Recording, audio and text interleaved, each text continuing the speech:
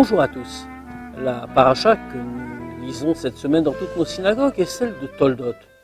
Cette paracha est véritablement un point de passage d'entre les générations. En effet, le premier verset nous l'indique, il nous dit « Vele Toldot Yitzhak ben Avraham, Avraham olid et Yitzhak ». Et voici les générations de Yitzhak, fils d'Avraham, et puis on commence, Avraham engendra Yitzhak, et puis ensuite on nous dit tout ce qui arriva avec les enfants de Yitzhak, avec Yaakov et Esav.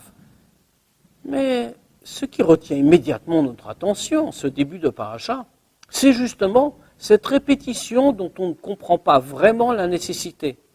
Voyons, voici les générations de Yitzhak, fils d'Avraham, et puis, sans même s'arrêter un instant, Avraham engendra Yitzhak, mais du simple fait qu'on nous ait dit que ce sont les générations de Yitzhak, fils d'Avraham. Ne sait-on pas qu'Avraham a engendré Yitzhak? Pourquoi cette répétition?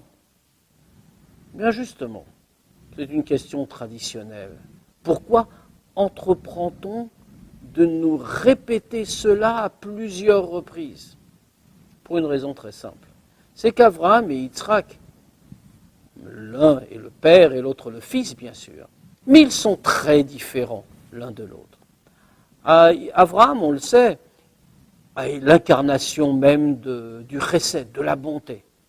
Il est celui dont Dieu parle en disant « Avraham Oavi ». Avraham, c'est celui qui m'aime. Autrement dit, Avraham est véritablement l'incarnation de ce qui est bon, de la bonté que l'on donne sans compter à tout le monde. La vision de sa tente, plantée dans le désert, ouverte de tous les côtés pour que chacun puisse entrer, en est véritablement l'expression pure. Au point, nous disent nos commentateurs, que l'attribut de bonté divine, un jour, alla réclamer à Dieu du vivant d'Avraham, je ne sers à rien, puisque Avraham, sur terre, accomplit mon travail à ma place. Yitzhak, au contraire. Yitzhak est une idée de voie, une idée de rigueur. Yitzhak est celui que la Torah nous montre creusant des puits. Qu'est-ce que c'est que creuser un puits? Ce n'est pas faire se répandre partout l'eau, comme est la représentation traditionnelle de la bonté. C'est creuser, retirer et faire que l'eau, dans un mouvement de tension et d'élévation, apparaisse à l'extérieur. C'est une véritable idée de rigueur. C'est ce que fait Yitzhak. Eh bien, Avraham, olid et Yitzhak, nous dit-on. Yitzhak est le fils d'Avraham, et Avraham a engendré Yitzhak. Eh oui, parce que, pourrait-on se demander, mais voyons quel rapport y a-t-il entre les deux hommes?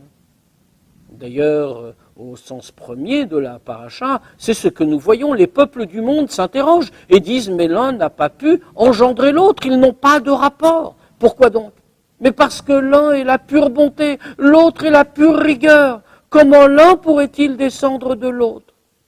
Mais, on le sait bien, l'homme, pour être complet, doit posséder toutes les facettes de la personnalité. Bien sûr, il faut avoir la bonté. Mais attention, la bonté sans rigueur pourrait être mal placée, mal utilisée. Alors il faut qu'elle passe aussi par le filtre de la rigueur. Mais pourrait-on dire, comment est-ce possible? Ce sont deux sentiments totalement contradictoires. D'un côté la rigueur, de l'autre la bonté, ça ne se mêle pas. Alors voilà ce que la Torah nous dit justement. Yitzhak, s'il peut être Yitzhak, s'il peut être cette rigueur positive et faire naître la plus grande joie et le plus grand plaisir dans le monde, ne l'oublions pas, Yitzhak, le nom, vient du mot tzrok, le rire, qui signifie l'idée de plaisir, de délice. Si cela peut exister, c'est parce qu'il est Ben Avraham. C'est parce qu'il est le fils d'Avraham qui incarne le chesed. Et on vient nous le dire, oui, bien qu'Avraham ait été le chesed de la bonté, il a pu, olid et Yitzhak, il a pu donner jour à Yitzhak qui est rigueur. Pourquoi? Et parce que l'un comme l'autre ont une même caractéristique. Ils se dépassent eux-mêmes. Ils sortent de leurs limites naturelles d'origine pour servir Dieu du mieux possible. C'est exactement ce qui nous est demandé, accomplir la volonté de Dieu par tous les moyens, y compris par ceux qu'il nous appartient de conquérir. Au revoir à tous.